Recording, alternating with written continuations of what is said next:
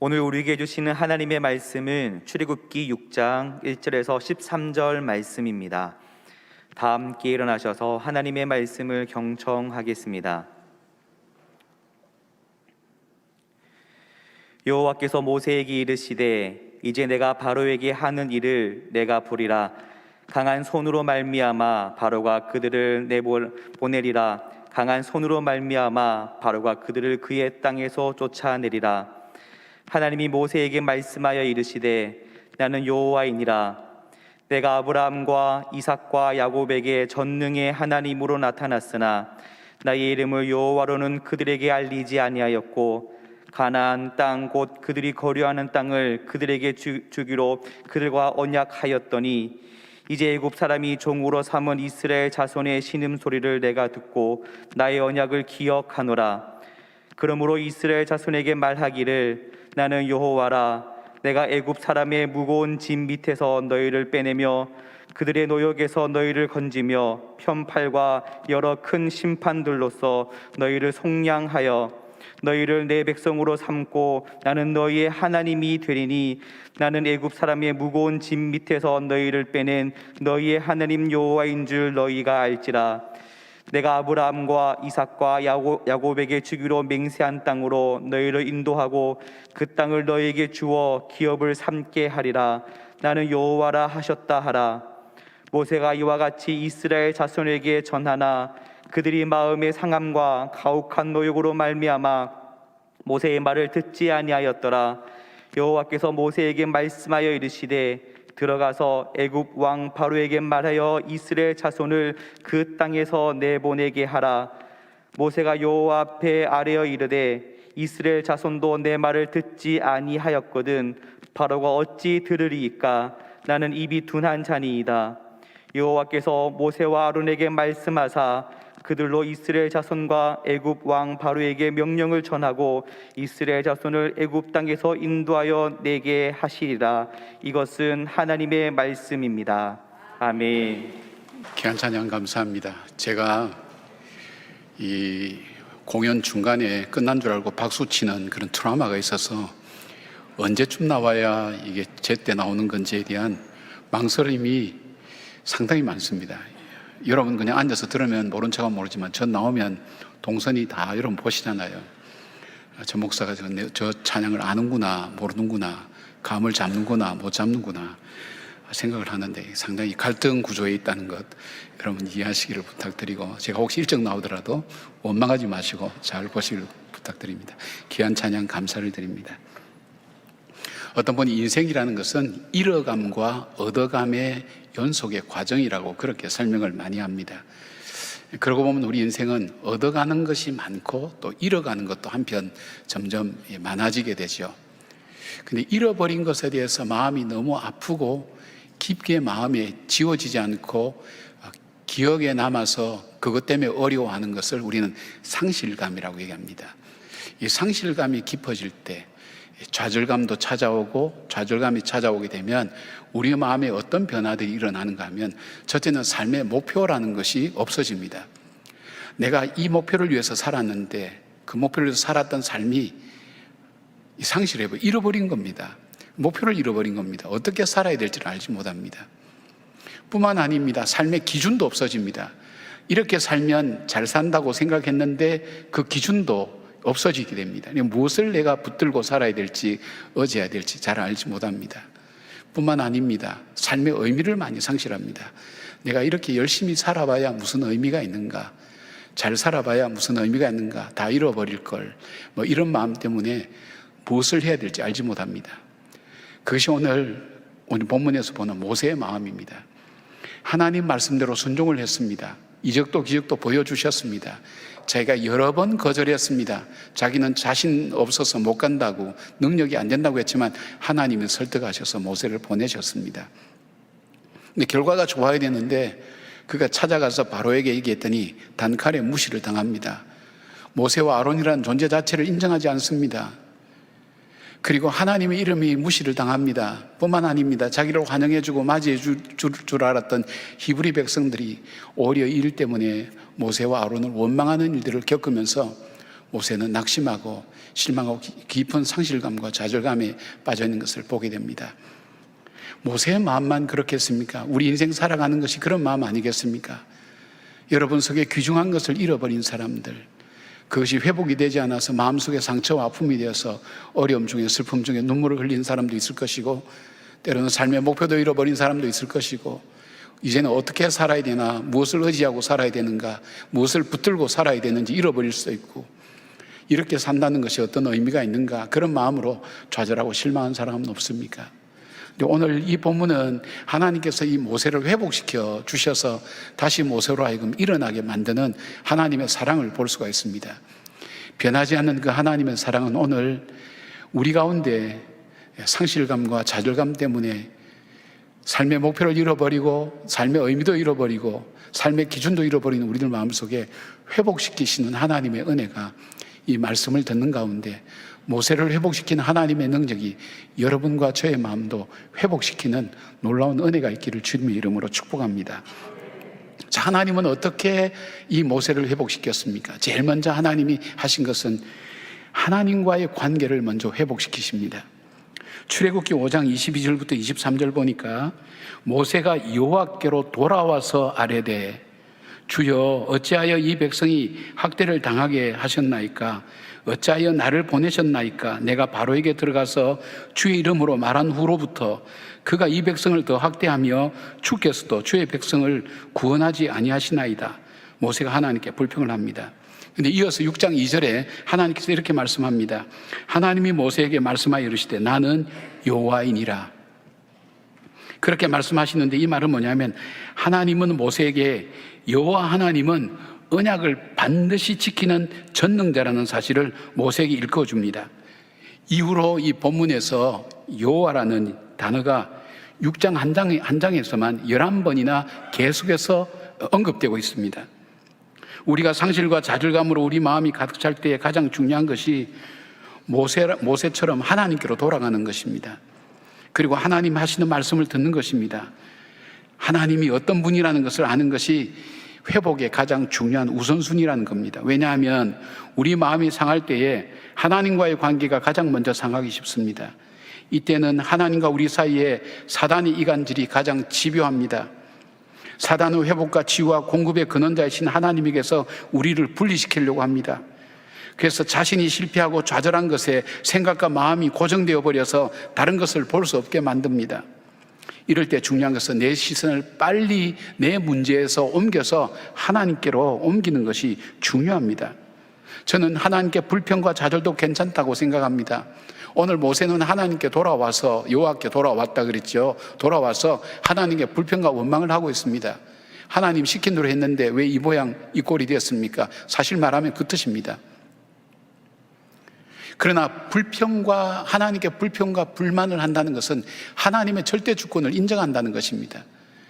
이 모든 일을 하나님께서 하셨고 하시지 않으셨다는 것을 모세가 인정하는 것입니다. 그래서 저는 하나님 앞에 하는 불평과 원망은 죄가 아니라 믿음의 또 다른 이름이라고 저는 그렇게 생각합니다. 우리가 입술로 죄를 짓지 않는다는 것도 참 중요하지만 그러나 우리가 하나님 앞에 나와서 하나님 앞에 불평하고 하나님께 항의하고 하나님께 원망하는 것은 우리 믿음의 또 다른 모습이라는 것을 알게 됩니다. 그래서 우리가 중요한 것은 회복이 가장 중요한 것은 바로 하나님께 나와야 하나님께서 우리를 공급해 주시고 하나님께서 우리를 회복시켜 주시고 우리를 치유하신다는 것입니다. 왜냐하면 하나님은 치유자이기 때문입니다. 회복하시는 분이시기 때문입니다. 우리가 우리 자신을 치유할 수가 없습니다. 세상의 어떤 말도 어떤 사람도 우리를 치유할 수가 없습니다. 하나님밖에 없습니다. 그래서 오늘 이 모세처럼 하나님께로 돌아오는 것이 참으로 중요합니다. 돌아가서 불평하는 모세를 향해서 하나님은 말씀하십니다. 언약을 다시 확인시켜 주십니다. 왜곡된 하나님의 모습을 바로잡아 줍니다. 너가 아는 하나님의 모습이 그게 아니라고, 하나님은 언약을 지키는 하나님이라고, 언약을 지키는 능력의 하나님이 바로 너가 지금 바라보고 믿는 하나님이라는 것을 일깨워 주면서 다시 그 하나님을 신뢰하게 만든다는 것입니다. 남편과 아들들을 이방 땅에서 다 잃어버리고 새로 시작할 아무런 근거를 가지고 있지 못했던 나오미의 회복은 언제부터 시작됐습니까? 그가 회복을 위해서 다른 몸짓을 했을 때가 아닙니다. 그가 회복되기 시작한 것은 내가 여호와께로 돌아가리라, 하나님께로 돌아가리라. 그리고 하나님께로 돌아갔을 때에 그 나오미의 인생은 다시 회복되기 시작했습니다. 하나는 고통 속에서 절망하고 있었습니다. 그녀가 아무리 몸부림쳐도 자신과 세상에서는 해답이 없었습니다. 그야말로 절체절명의 시간이었습니다. 그런데 한나는 하나님 앞으로 나아갑니다. 하나님 앞에 나갔습니다. 그가 많은 문제, 해결되지 않는 문제, 해결될 수 없는 문제, 풀어갈 수 없는 문제, 무거운 짐을 지고 하나님 앞에 그대로 나옵니다. 하나님께 그대로 올려드립니다. 그때부터 문제가 풀리기 시작했습니다. 엘리 제사장을 통해서 하나님의 말씀을 듣습니다. 하나님의 약속을 듣습니다. 그리고 그 다음에 역사가 일어납니다. 두 사람뿐만 아닙니다. 우리 삶도 마찬가지입니다. 우리의 삶은 하나님께 있습니다. 하나님의 절대 주권에 대한 고백입니다. 이해가 안 돼도 내가 감당할 수 없는 문제라 할지라도 회복되기를 원한다면 하나님께로 돌아가야 됩니다. 그때 하나님께서 우리에게 말을 걸어오십니다. 그리고 다시 확신을 주십니다. 우리가 기억해야 될 것은 하나님께로 돌아가려고 할 때 가장 방해가 되는 것이 바로 내 자신이라는 것, 죄된 나의 생각이라는 것, 상실과 슬픔 속에 젖어 있는 내 자신이 가장 하나님께 돌아갈 때 방해물이 된다는 것, 그리고 그런 나를 격동시키는 사단이 나로 하여금 하나님으로부터 멀어지게 만든다는 것을 잊지 말아야 됩니다. 그리고 어떻게 해야 됩니까? 성령님께 도움을 구해야 됩니다. 하나님, 나로 하여금 하나님께로 돌아가게 해 주십시오. 하나님 앞에 내 원망과 불평까지도 이야기할 수 있도록 해주시기를 바랍니다. 혼자 불평하고 원망하고 다른 사람이 얘기하면 상처와 아픔이 되고 그것이 문제가 되지만 하나님 앞에는 문제가 되지 않습니다. 하나님께서 오히려 말씀하십니다. 그리고 우리에게 잘못된 생각과 마음들 하나님께서 바로잡아 주시고 위로해 주시고 하나님에 대한 바른 언약의 하나님이 되신 것을 우리에게 약속으로 알려주신 것을 말합니다. 주님은 지금도 우리를 초청하십니다. 마태복음 11장 28절 보니까 수고하고 무거운 짐진 자들아 다 내게로 오라, 내가 너희를 쉬게 하리라. 여러분, 수고하고 짐진 자들을 초청하는 사람이 있습니까, 세상에? 여러분이 수고하고 짐질 때 정말 가서 쉴 때가 있습니까? 세상 사람들 초청할 때 있나요? 쉴 곳 있나요? 수고하고 무거운 짐진 자들아 다 내게로 오라. 주님밖에 없습니다. 내가 너희를 쉬게 하리라. 주님은 우리를 초청하십니다. 주님께로 나오기를 원하고 계십니다. 주님께서 기다리고 계십니다. 미국의 탈보 신학교 교수였던 닐 앤더슨 교수님은 수많은 사람의 자들과 상실감을 가진 사람을 치료했습니다. 근데 이 사람들이 치료가 되고 회복이 되는 딱 두 가지 요인이 있는데, 하나는 자기의 정체성, 하나님 앞에 나는 누군가는 그 정체성이 회복되고, 왜곡된 하나님의 모습이 바로 세워질 때에 그때 치유가 일어나고 그를 묶고 있던 귀신도 떠나가게 되고 질병에서 노임도 받게 되고 회복이 되는 역사를 그는 계속해서 경험하면서 책으로 써내기도 하고 실제 사역을 통해서 많은 사람을 자유롭게 했습니다. 어떤 문제와 어려움을 겪고 있든지 하나님께로 돌아가십시다. 아니, 하나님께로 돌아가게 해달라고 강구하십시다. 왜냐하면 이것이 우리 회복의 가장 시작이 되기 때문입니다.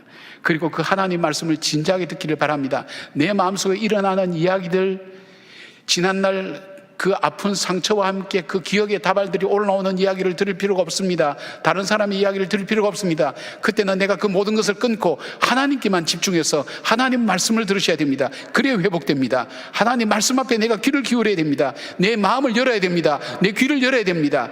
그때 하나님께서 내게 말씀하십니다. 회복의 말씀을 하십니다. 다시 살아날 말씀을 하십니다. 소망의 말씀을 하십니다. 여러분, 힘들고 어려울 때 마음에 내키지 않지만, 이해되지 않지만 우리가 회복을 위한 첫 번째는 하나님께로 돌아가는 일입니다. 하나님과의 관계를 회복하는 일입니다. 그런 역사가 있기를 바랍니다. 두 번째로 하나님께서는 모세를 어떻게 회복시키셨는가?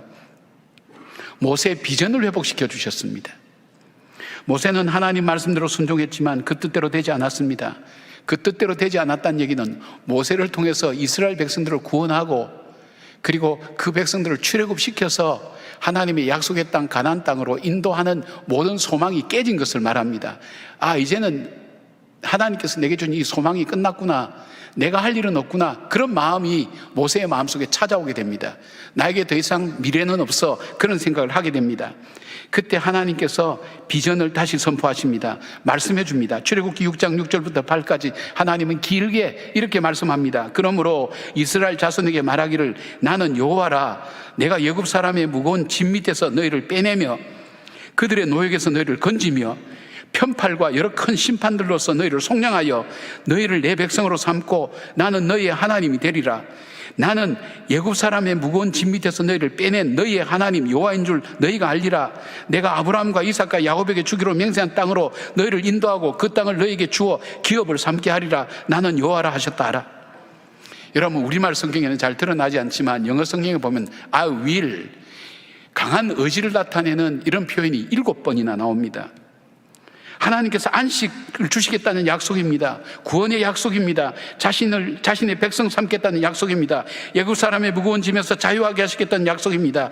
하나님께서 조상들에게 약속하신 땅을 반드시 주시겠다는 것입니다. 뿐만 아닙니다. 그 땅을 이 백성의 기업이 되게 하시겠다는 것입니다. 그리고 하나님은 언약하시는 것을 이룬다는 것을 만 백성이 알도록 하나님께서 그렇게 하시겠다는 것입니다. 근데 이미 약속하신 겁니다.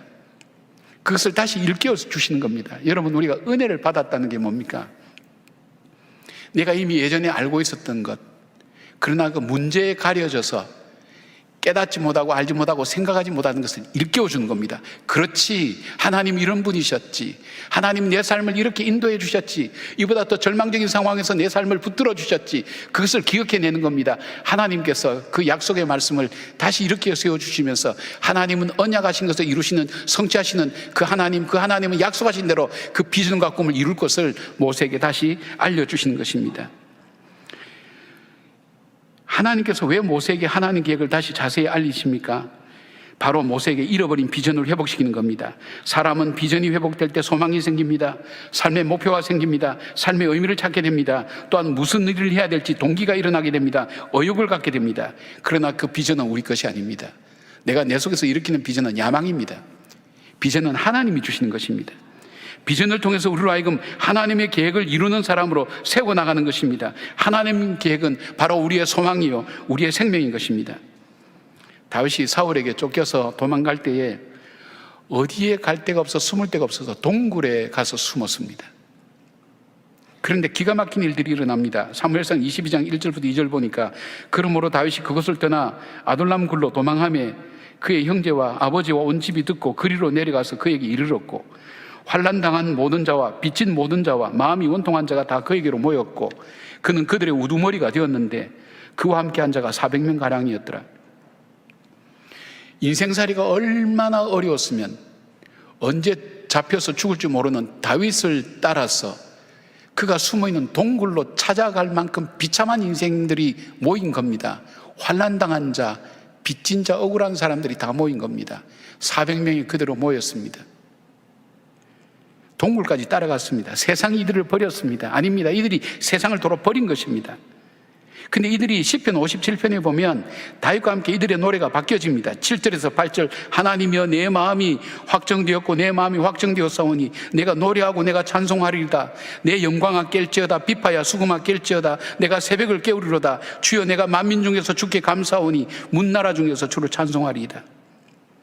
여러분, 빚지고 마음이 원통하고 억울한 일 당한 사람이 마음속에 어떤 마음이 있을까요? 감사가 있을까요? 찬송이 있을까요? 상처받은 일밖에는 생각이 나지 않을 거예요. 열심히 살았는데 나는 왜 이렇게 빚지고 살아야 되지?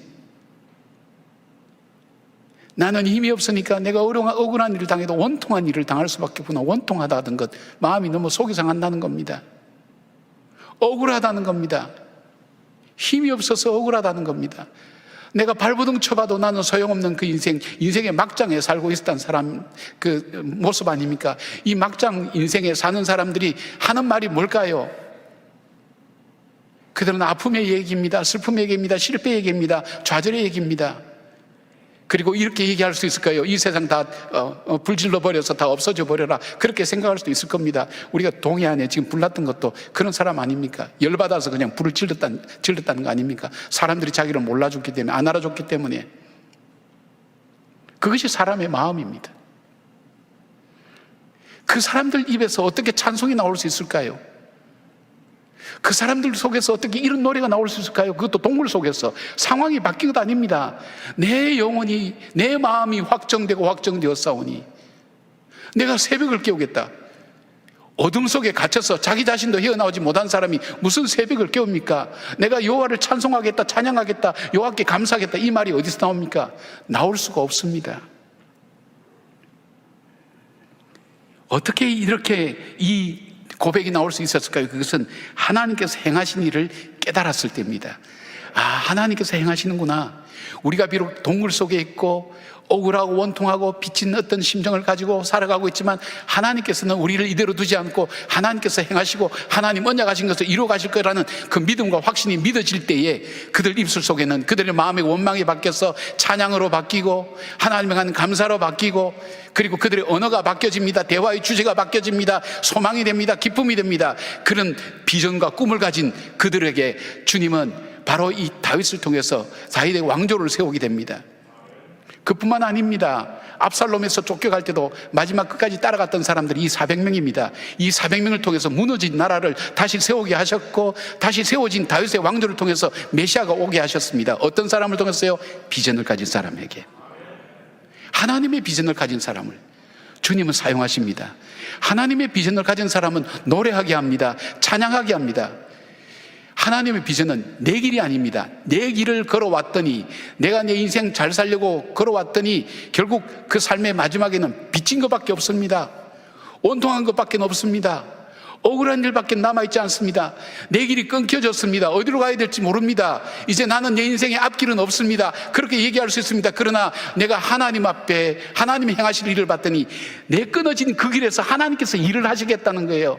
내가 길이요 진리요 생명 되시는 그 하나님께서 내 인생의 길이 되어 주시겠다는 것입니다. 그 약속을 주시겠다는 것입니다. 그 약속을 붙들 때에 다시 소망 가운데 일어설 수가 있는 겁니다. 바로 이 비전을 가진 사람이 어떤 절망 가운데서도 낙담하지 않습니다. 다시 일어나게 됩니다.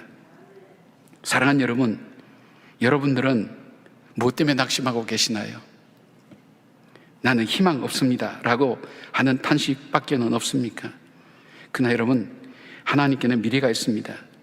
이제는 나의 미래가 아닙니다. 주께서 주시는 미래를 순종하여 하루하루 열어가는 것입니다. 모세가 바로에게 번번이 거절당하면서도 여러분 바로의 궁에 계속해서 들어갈 수 있었던 이유가 뭘까요? 한 3번쯤 사람이 거절당하게 나면 자기 자신에게 자신감을 잃어버립니다. 전 여담입니다만은 저는 결혼할 때 한 10번 정도 선봐서 퇴짜를 맞았습니다. 남의 아픔을 여러분 웃음으로 그렇게 답하면 안 됩니다. 한 3번 정도 지나고 나니까 인생에 자신감이 없어지더라고요. 그 10번은 바로 지금 제 아내를 만나기 위한 하나님의 과정이었다는 것을 뒤에서야 알게 되었습니다. 그런데 모세가 10번씩이나 거절당해도 계속해서 들어갈 수 있었던 것은 그 꿈을 붙들었기 때문입니다. 하나님의 약속을 붙들었기 때문입니다. 비전을 붙들었기 때문입니다. 이 비전을 붙들었던 것이 어떤 역사가 일어납니까?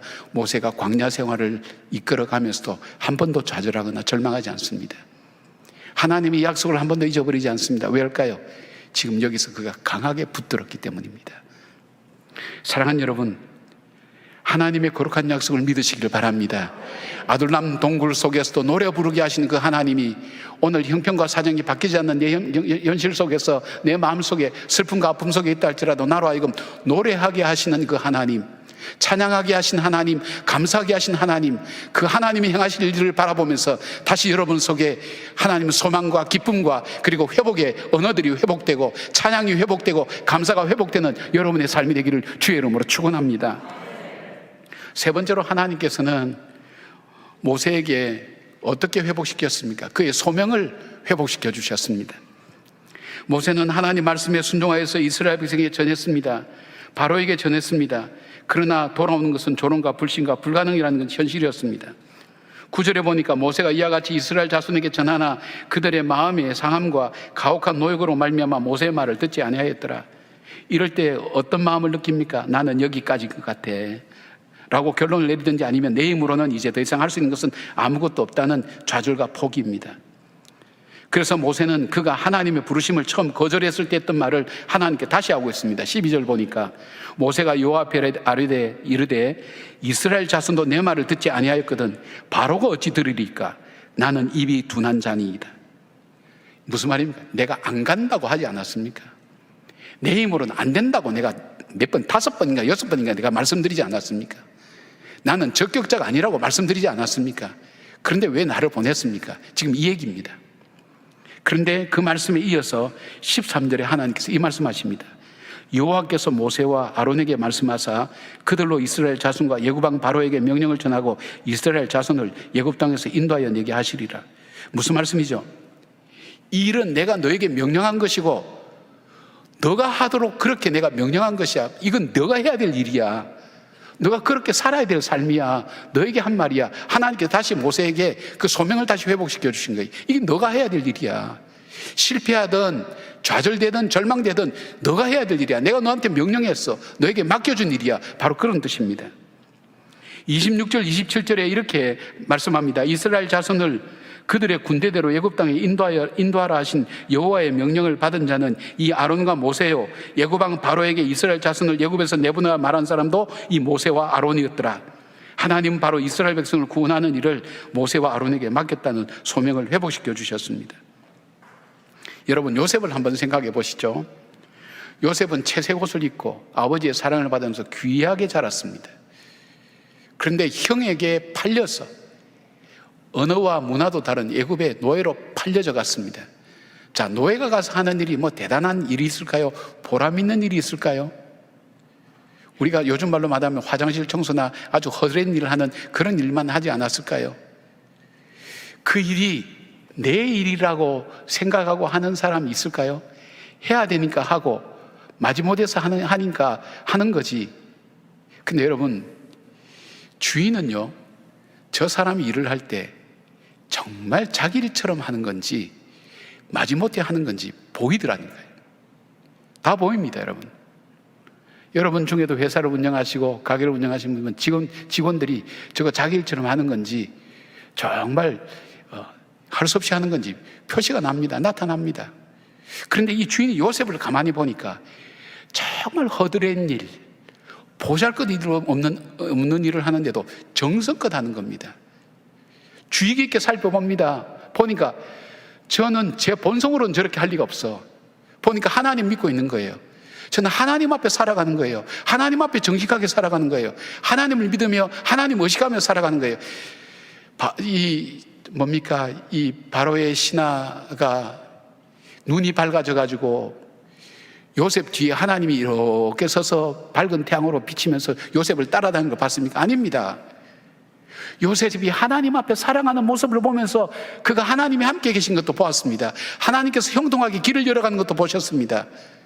요셉이 나에게 주어진 작은 일, 허드렛 일, 그것이 작은 일이 아니라 하나님이 내게 주신 일로 여기고 최선을 다할 때, 하나님 앞에 살아간다고 할 때 하나님은 그것을 통해서 어떻게 했습니까? 바로의 종을 통해서, 바로의 신하를 통해서 바로 하나님이 살아계신 것을 그에게 보여주었습니다. 그것뿐 아니었습니다. 그가 감옥에 갔습니다. 감옥이 우리가 생각하는 낭만적인 감옥으로 생각하지 마시길 바랍니다. 지하에 침침하게 있어서 정말 습기가 차고 자기가 자기 몸 하나 가누기도 힘든 고통스러운 환경입니다. 그런데 거기서 이 요셉이 한 것은 다른 죄수들의 얼굴을 낯을 살폈다 그랬습니다. 다른 죄수들을 돌아봅니다. 살핍니다. 간수장에 보니까 기가 막힌 일이에요. 자기가 일찍이 보지 못했던 거예요. 죄수가 들어와서 다른 죄수를 위해서 도와주고 살피고 하는 것, 쟤 좀 이상하다. 살폈습니다. 쟤는 뭐가 다른 거 보니 하나님 믿고 있는 겁니다. 그리고 하나님 앞에서 살아가는 겁니다. 사람이 보든 보지 않든. 그리고 자기에게 주어진 일로 여깁니다. 최선을 다합니다. 정성을 다합니다. 간수가 그에게 일을 다 맡겼습니다. 그렇게 살았던 요셉은 하나님께서 7년 흉년과 7년 풍년을 관리할 줄 아는 지혜로운 사람으로 세워주셨고, 자기 가족을 구하고 백성을 구하고 민족을 구하고 하나님의 구원 역사를 일으키는 하나님 일꾼으로 세워질 수 있게 되었던 것을 말합니다. 여러분, 이 시대에서 부모로 살아간다는 것, 특별히 예수 믿는 부모로 살아간다는 것은 정말 어렵습니다. 그런다고 그러지 않습니까? 할아버지가 손자들한테 전화하면서 엄마 아빠 얘기 잘 듣니? 그러면 예, 엄마 아빠 얘기 제가 잘 들어요. 그런데 할아버지 좀 이상해요. 얼마 전부터 엄마 아빠가 내 말을 내 말을 안 듣기 시작했어요. 그렇게 얘기하더랍니다. 거꾸로 됐죠. 세상이 그렇게 돌아가는 거예요. 내가 내 믿음과 내 신앙을 가지고 하나님 앞에 살아가면서 내 자녀들이 나의 삶을 모습을 보면서 하나님을 발견하고 하나님이 계시는구나, 하나님을 찾아야 되겠구나, 믿어야 되겠구나 이렇게 보는 게 아니라 자녀들에게 오히려 영향을 받는 거예요. 세상에 영향을 받는 거예요. 세상 사람이나 예수 믿지 않는 사람이나 사는 게 똑같단 말이에요. 거기서 어디서 하나님을 볼 수 있겠어요?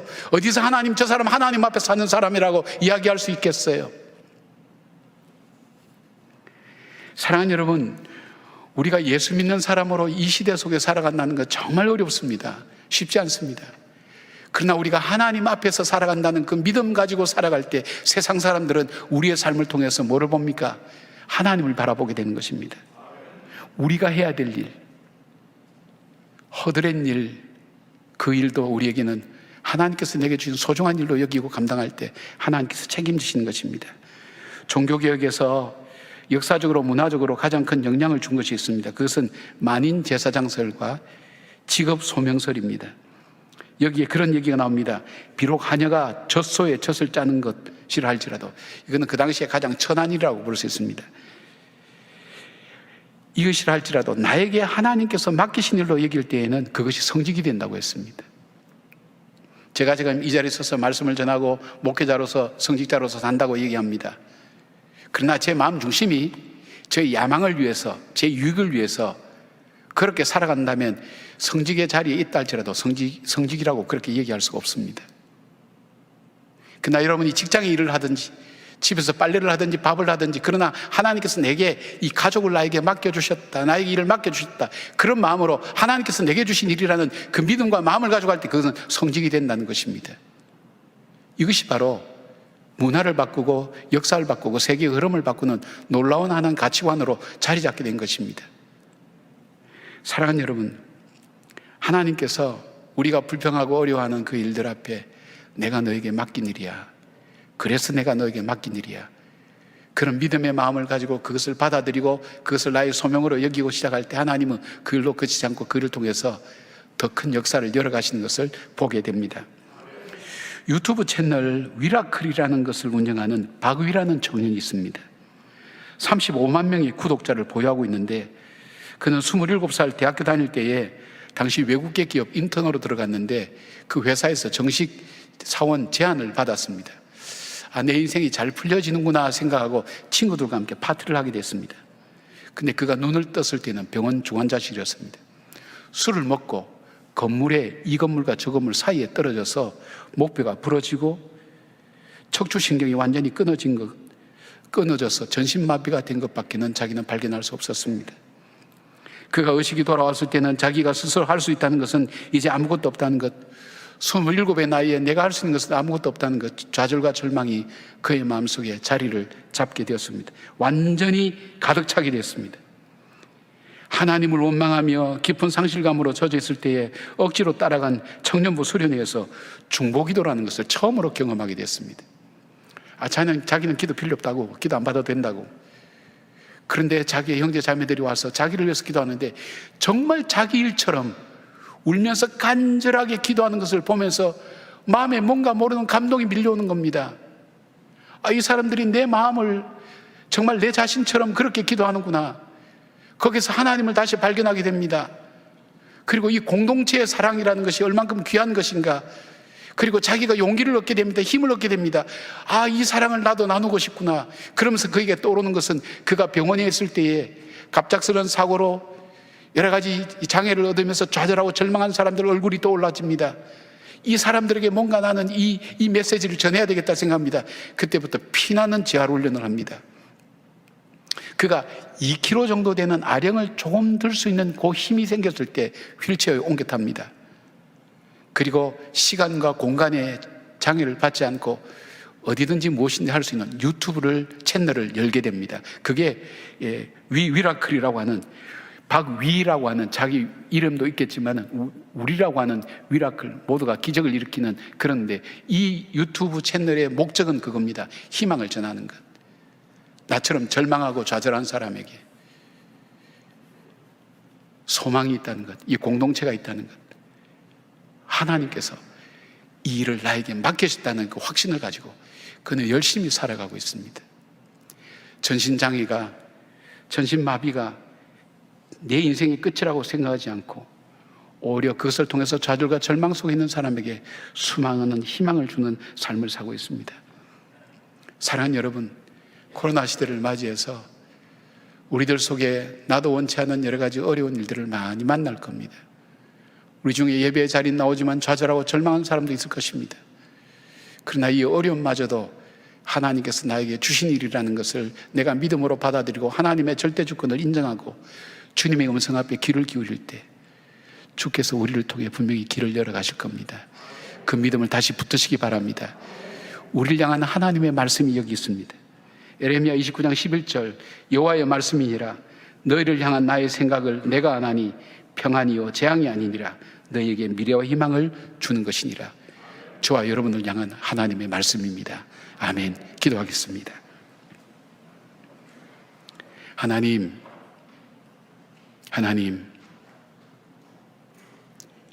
이 한마디 외에는 더 이상 기도할 수 없을 정도로 기가 막힐 웅덩이와 수렁 속에 있는 우리의 지체들이 있습니다.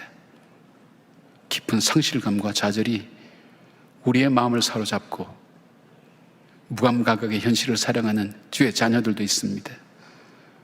모세를 회복시키신 하나님, 오늘 우리가 하나님 앞으로 나갈 수 있도록 우리 마음을 움직여 주시기를 원합니다. 하나님 앞에 나가서 불평도 원망도 탄식도 늘어놓을 수 있도록 하나님 우리의 마음을 열어주시고 우리의 생각을 열어주시옵소서. 그리고 하나님께서 주시는 그 말씀을 들을 수 있도록 우리의 가슴을 열게 하시고 우리의 귀를 열게 하시고 주의 음성 앞에 서게 하시고 오늘 나를 향해서 말씀하시는 주의 음성을 듣게 하시고 주의 비전을 보게 하여 주시오며 하나님 주께서 나를 통해서 이루어 가실 하나님의 계획을 바라보는 믿음의 회복들이 우리 가운데 일어나게 하여 주시옵소서. 이 어둠과 절망을 헤쳐나갈 수 있는, 그래야 아둘람 동굴에서 노래를 불렀던 그들처럼 하나님을 향해 감사와 찬양의 노래를 부르게 하여 주시옵고 내 영혼이 확정되고 내 마음이 확정되었으니 내가 이 새벽을 깨우리로다 하나님 외치는 저희들의 찬송과 찬양이 되게 하시며 세상 속에 거룩한 영향력을 끼칠 수 있는 하나님의 사람으로 살아갈 수 있도록 저희들을 도와주시옵소서. 예수님의 이름으로 기도드리옵나이다. 아멘.